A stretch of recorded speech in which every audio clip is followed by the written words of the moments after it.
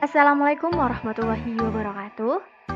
Kami dari kelompok 2 akan menjelaskan sedikit tentang pembelajaran berdiferensiasi aspek proses dan contohnya. Sebelumnya, izinkan kami memperkenalkan diri. Kelompok 2 terdiri dari 7 anggota, yakni Anissa Solihati, Mafiroh Iza Maulani, Muhammad Alvin Nur Mustafa, Nur Rida Agustami, Rizky Nurdianti, Cinta Sulistiawati, dan Tri Ardilia Mayasari.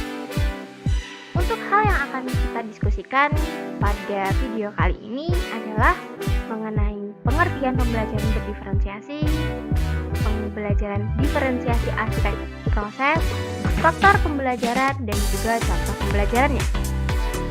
Oke, langsung saja untuk yang pertama, pengertian pembelajaran berdiferensiasi. Pembelajaran berdiferensiasi adalah pembelajaran yang memberi keleluasaan dan mampu mengakomodir kebutuhan peserta didik untuk meningkatkan potensi dirinya sesuai dengan kesiapan belajar, minat, dan profil belajar peserta didik yang berbeda-beda. Untuk pengertian pembelajaran berdiferensiasi aspek proses, merujuk pada cara guru menyusun dan menyampaikan materi pelajaran serta memberikan dukungan kepada peserta didik dengan berbagai kebutuhan dan tingkat kemampuan yang berbeda. Selanjutnya, ada 3 faktor pembelajaran berdiferensiasi proses. Yang pertama yakni faktor kesiapan.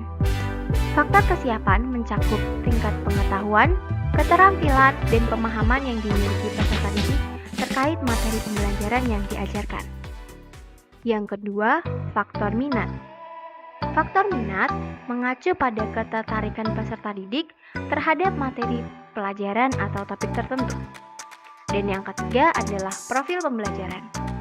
Nah, profil belajar peserta didik ini merupakan pendekatan yang disukai peserta didik untuk belajar yang dipengaruhi oleh gaya berpikir, kecerdasan budaya, latar belakang, jenis kelamin, dan lain-lain.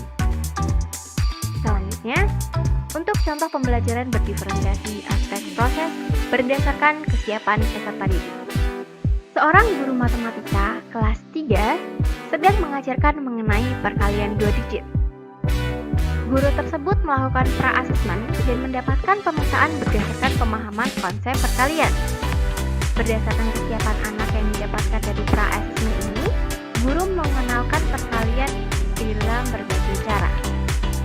Untuk yang pertama, kelompok peserta didik yang masih membutuhkan media untuk penjumlahan diberikan melalui penjumlahan berulang menggunakan tabel angka. Yang kedua, untuk kelompok peserta didik yang mulai lancar penjumlahan berulang tanpa media menggunakan pola dari hitung lompat. Dan yang ketiga, untuk kelompok peserta didik yang sudah lancar menyelesaikan perkalian menggunakan beberapa strategi mental math untuk mulai lancar. Contoh yang kedua adalah contoh pembelajaran berdiferensiasi proses berdasarkan minat. Di kegiatan matematika kelas 2 mengenai satuan ukur, peserta didik dapat mencoba menggunakan mistar untuk mengukur panjang objek sesuai dengan minatnya. Untuk kelompok yang pertama, kelompok penyuka alam. Mereka mengukur lingkar pohon dan juga tinggi tanaman. Untuk kelompok yang kedua, kelompok penyuka seni. Mereka mengukur dekorasi atau hiasan yang ada di dalam kelas, sekolah, atau rumah. Yang ketiga, untuk kelompok penyuka kegiatan fisik dapat mengukur jauh dan tinggi lompatan yang dapat dilakukannya.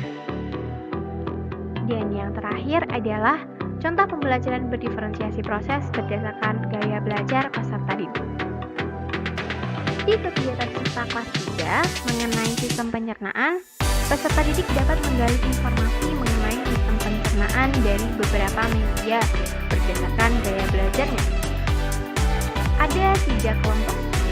Kelompok audio visual menggali informasi melalui video pembelajaran. Untuk kelompok kinestetik menggali lingkungan sekitar. Dan untuk kelompok yang visual menggali informasi melalui buku dan infografis. Sekian presentasi dari kami. Kami haturkan terima kasih dan mohon maaf atas segala kekurangan.